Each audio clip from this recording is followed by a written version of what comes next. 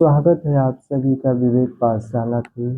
जैसा कि आप सभी जानते हैं, इसके हम लोग जो श्रृंखला की शुरुआत की है उसमें पहले पेपर जिसे प्रायः जनरल पेपर के नाम से भी जाना जाता है, यह पेपर जो भी छात्र एवं छात्राएं यूजीसी नेट की तैयारी कर रहे हैं उनके लिए समान पेपर रहता है।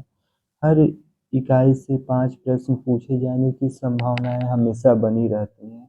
हमने इसके पहले इन्वायरमेंट यानी कि जो भी उसमें इन्वायरमेंट इकाई लगी हुई है उस पे हमने अपनी संपूर्ण बात की है। कुछ डेवलपमेंट से संबंधित और कुछ इन्वायरमेंट की बेसिक कंसेप्ट पे हमने बात की। यह कक्षाएं देखा जाए तो लगभग 30 क्लासों में पूर्ण हुई हैं।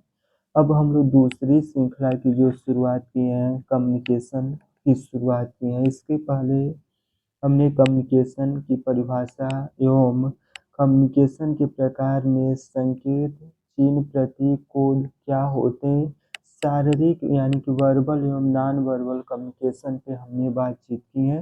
यदि आप यह पहली कक्षाएं देख रहे हैं तो इसके पहले की कक्षाओं को देखें, क्योंकि देखा जाए ज्ञान की शाखा में जब हम प्रवेश करते निरंतर तो कई बार ऐसा होता है कि हम ज्ञान की शाखाओं में तेजी गति से अगर प्रवेश करना चाहते हैं तो जो हमारी बेसिक समझ या बेसिक पकड़ होनी चाहिए, अगर उसमें किसी भी प्रकार की अगर दुविधाएं हैं तो जो समझ का स्तर होना चाहिए वो अपने आप में कहीं ना कहीं उच्च स्तर पे न जाके थोड़ा सा सीमित एवं संकुचित हो जाती हैं। इसलिए हम पुनः चर्चा करेंगे, कम्युनिकेशन की कक्षाओं को सीरीज के रूप में देखें। पहले से दूसरे और तीसरे पे आए, न कि तीसरे से पहले दूसरे पे आए। आज की कक्षा परीक्षा के दृष्टिकोण से महत्वपूर्ण रहेगा, क्योंकि थोड़ा सा लंबा कक्षाएं होंगी और इसमें हम जो भी संप्रेषण की एक आदमी दुनिया में परिभाषित शब्दावली उसके बारे में हम लोग बातचीत करेंगे। सबसे पहले हम लोग देख रहे हैं कि मेटा कॉन्ग्नाइजेशन, जिसे प्रायः हिंदी में देखा जाए तो इसे ज्ञान की शाखा के रूप में भी जाना जाता है। मेटा कॉन्ग्नाइजेशन को प्रायः हिंदी में ज्ञान की शाखा के रूप में जाना जाता है।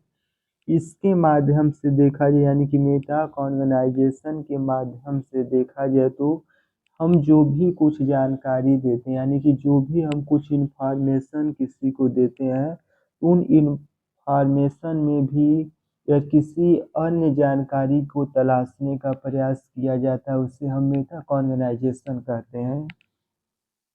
यानी कि सरल एवं आसान शब्दों में कहा जाए तो मेटा कॉन्ग्नाइजेशन, जिसे प्रायः ज्ञान की शाखा के रूप में जानते हैं। मेटा कॉन्ग्नाइजेशन में अगर हम किसी को संदेश देते हैं, उस संदेश में उसके अलावा भी और कुछ छिपा हो और भी ज्ञान का कारण छुपा हो, उसे मेटा कॉन्ग्नाइजेशन कहते हैं।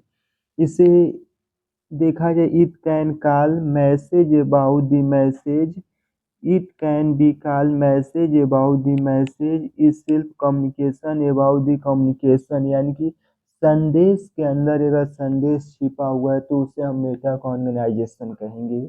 इसको उदाहरण से बात को स्पष्ट करेंगे, जैसे जैसे अगर कोई व्यक्ति है, शांतनु शांतनु अपने भाई के पास या शांतनु की बहन शांतनु के पास कहीं जाना है किसी बात पे, वो आपस में व्हाट्सएप पे मैसेज कर रहे हैं तो वह ओके की जगह पे के शब्द ओके की जगह पे वह जल्दबाजी में के शब्द दब गया और वह मैसेज शांतनु के पास फॉरवर्ड हो जाता है।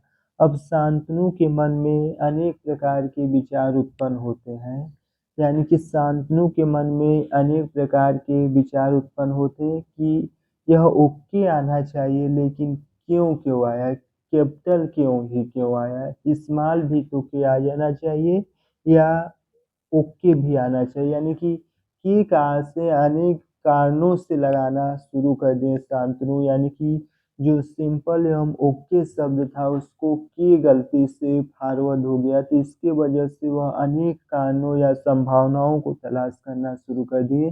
इसे ही मेटा कॉन्गनाइजेशन कहा जाता है। प्रायः मेटा कॉन्गनाइजेशन का उदाहरण देखा जाए तो प्रायः हम जब भी समाज में जाते हैं, कहीं खुशी का पर्व हो, अगर उसमें हम सम्मिलित हो चुके हैं, लेकिन हमारी जो शारीरिक हाव भाव है, जैसे अगर कोई व्यक्ति मिल रहा, उससे हम मिलके उसकी हाल चाल पूछ रहे हैं, लेकिन अपनी नज़र और पलक उसकी नज़र और पलक से हम फेर लेते हैं और केवल हम शब्दों के माध्यम से केवल हाल चाल पूछते, तो जो सामने वाला व्यक्ति है, हमारी शारीरिक हाव भाव एवं शरीर के बनावट के माध्यम से वह मेटा कॉन्गनाइजेशन के माध्यम से वह उसका अर्थ निकाल लेगा कि जो वास्तविक खुशी है मिलने का, वह सिर्फ दिखावा मात्र है, जबकि सामने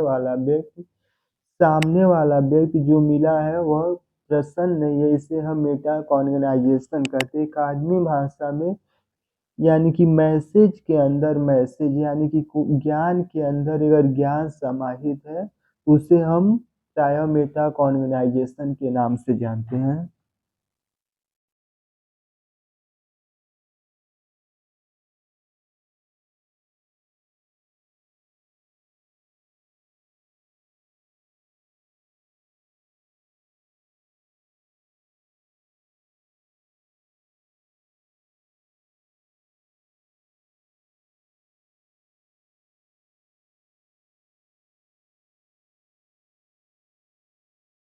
अब देखिए, मेटा कॉन्गनाइजेशन के बाद कुछ अन्य कम्युनिकेशन है, उसके बारे में हम बात करेंगे। उसमें से देखा जाए तो संगठनात्मक संचार या उसको ऑर्गेनाइजेशन कम्युनिकेशन भी कहा जाता है, इस पे हम लोग बात करेंगे। ऑर्गेनाइजेशन कम्युनिकेशन का आशय है कि किसी कंपनी या संगठन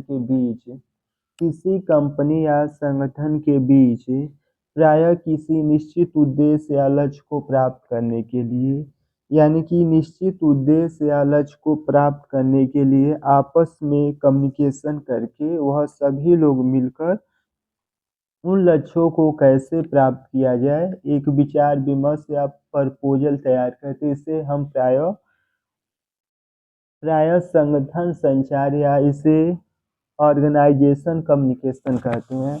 यानी कि किसी कंपनी या संगठन या ऑर्गेनाइजेशन के बीच आपस में संबंध या कम्युनिकेशन करके किसी भी लक्ष्य को प्राप्त करने के लिए जो आपसी विचार विमर्श होता है, उसे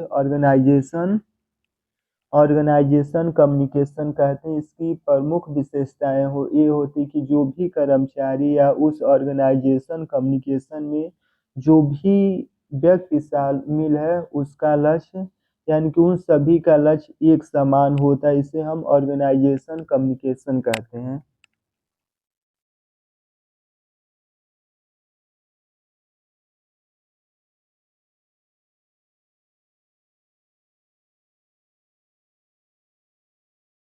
वर्टिकल वर्टिकल कम्युनिकेशन या डाउनवर्ड कम्युनिकेशन, एक ही चीज़ को कहा जाता है कि वर्टिकल कम्युनिकेशन या डाउनवर्ड कम्युनिकेशन, जिसे प्रायः हिंदी में अधोमुखी संचार कहा जाता है।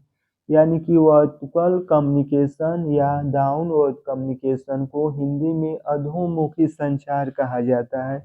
इस प्रकार के कम्युनिकेशन के माध्यम से देखा जाए तो top level manager share information with lower labour employee, यानी कि top layer manager share information with lower labour employee, यानी कि अधोमुखी संप्रेषण के माध्यम से, जिसे प्रायः वर्टिकल या डाउनवर्ड कम्युनिकेशन कहा जाता है। इस कम्युनिकेशन के माध्यम से किसी कंपनी या संगठन में जो मैनेजर हैं, जो जिसे प्रायः सीईओ कहा जाता है, वह किसी विचार को यानी कि सीईओ या मैनेजर अपने विचार को कर्मचारियों के समक्ष साझा करते हैं।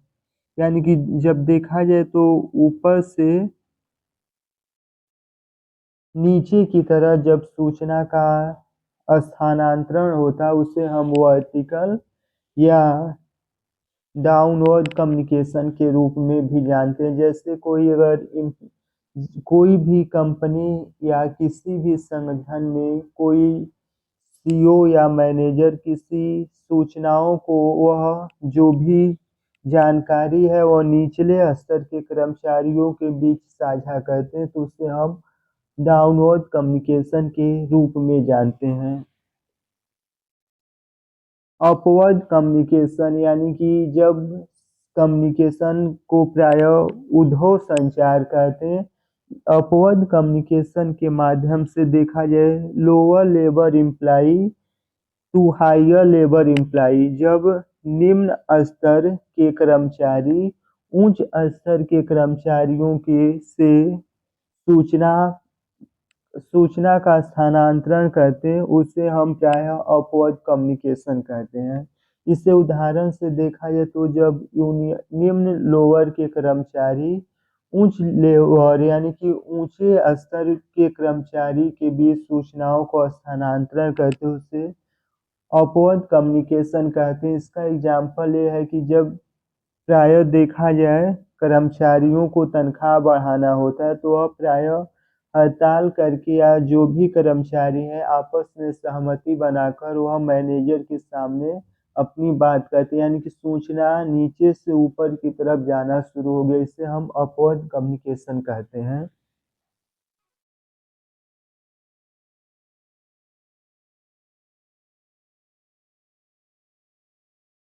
डायगोनल कम्युनिकेशन जिसे प्रायः विकर्ण संचार कहते हैं। डायगोनल कम्युनिकेशन जिसे प्रायः विकर्ण संचार कहते हैं। इस इस कम्युनिकेशन के माध्यम से देखा जाए तो cross section communication between employee at different level organisation, यानी कि विकर्ण विकर्ण संचार के माध्यम से विभिन्न स्तर के जो भी कर्मचारी हैं आपस में क्रॉस सेक्शन के माध्यम से, यानी कि यह किसी यूनियन या संगठन में विभिन्न स्तर के या कोई क्लर्क लेवल है, कोई क्लर्क से ऊपर का बाबू है, यानी कि विभिन्न स्तर के कर्मचारी आपस में सूचनाओं को आपस में एक दूसरे से आदान प्रदान करते हैं उसे प्रायः हम डायगोनल कम्युनिकेशन कहते हैं। जैसे प्राइवेट संस्थाओं में देखा जाए तो विभिन्न लेवल के कर्मचारी होते हैं, जब किसी बात को लेकर समस्या उत्पन्न होती तो आपस में विचार विमर्श करते हैं, यानी कि जो भी डिफरेंट लेवल के कर्मचारी हैं वह आपस में सूचनाओं को या कम्युनिकेशन के माध्यम से समस्याओं को दूर करने का प्रयास करते हैं उसे प्रायः डायगोनल कम्युनिकेशन कहते हैं। इस प्रकार का कम्युनिकेशन प्रायः देखा जाए तो प्राइवेट संस्थाओं में हमें बखूबी रूप से दिखता है, सरकारी में थोड़ा ना के बराबर दिखता है।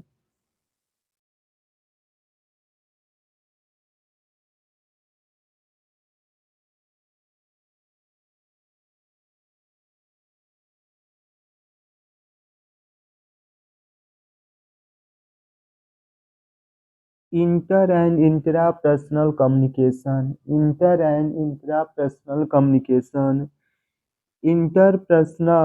यानी कि inter and intra personal communication जिसे प्रायः इंटर और इंट्रा पर्सनल कम्युनिकेशन के नाम से यानी कि अंतः व्यक्ति संचार एवं स्वयं संचार के नामों से भी जाना जाता है। तो हम देखेंगे इंट्रा पर्सनल कम्युनिकेशन में प्रायः with your self and across only inside your head, यानी कि इंटरपर्सनल कम्युनिकेशन के माध्यम से व्यक्ति स्वयं स्वयं से बात करता और यह विचार उसके मस्तिष्क में उत्पन्न होता है। इंट्रा पर्सनल कम्युनिकेशन के माध्यम से व्यक्ति स्वयं से बात करता और सभी विचार उसके मस्तिष्क में उत्पन्न होते, जबकि जबकि देखा जाए तो इंटरपर्सनल कम्युनिकेशन के माध्यम से व्यक्ति दो या दो से अधिक व्यक्तियों से वह अपने विचार एवं भावनाओं को अभिव्यक्त करता है, यानी कि इंटरपर्सनल कम्युनिकेशन के माध्यम से बिटवीन पीपुल यानी कि दो या दो से अधिक लोगों के बीच में अपने विचार को अभिव्यक्त करता है। इसे प्रायः इंटर कम्युनिकेशन के नाम से जानते हैं। इंट्रा कम्युनिकेशन जिसे प्राय अंतः व्यक्ति संप्रेषण कहा जाता है। इंट्रा पर्सनल कम्युनिकेशन के माध्यम से व्यक्ति अपने विचार एवं भावनाओं को स्वयं से बात करता और नर्वस सिस्टम जिसे प्रायः तंत्रिका तंत्र कहा जाता है उसमें यह प्रभावित होता रहता। लेकिन जैसे ही इंटरपर्सनल कम्युनिकेशन में आते हैं तो इसमें व्यक्ति अपने से यानी कि स्वयं से बात न करके दूसरे व्यक्तियों से दो या दो से अधिक भी हो सकते हैं उनसे बात करता और आपस में कम्युनिकेशन करता है। इसे प्रायः इंटर कम्युनिकेशन के नाम से जानते हैं।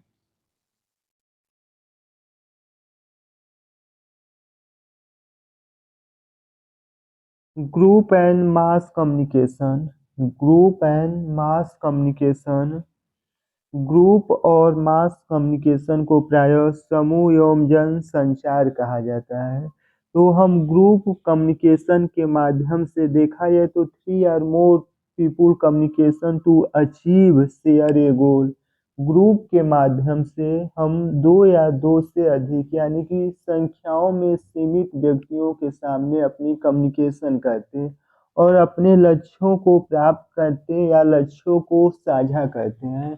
ग्रुप कम्युनिकेशन के माध्यम से सीमित लोगों के बीच में अपने लक्ष्यों अपने विचारों को साझा करते और अपने लक्ष्य को प्राप्त करते हैं।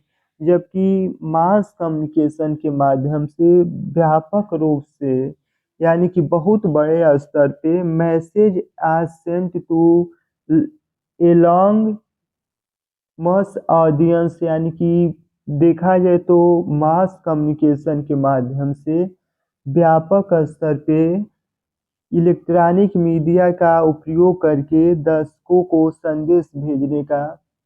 संदेश भेजा जाता है। यानी कि मास मीडिया के माध्यम से बड़े जन समूह दर्शकों को इलेक्ट्रॉनिक मीडिया के माध्यम से संप्रेषित करते या संदेश उन तक पहुंचाते हैं।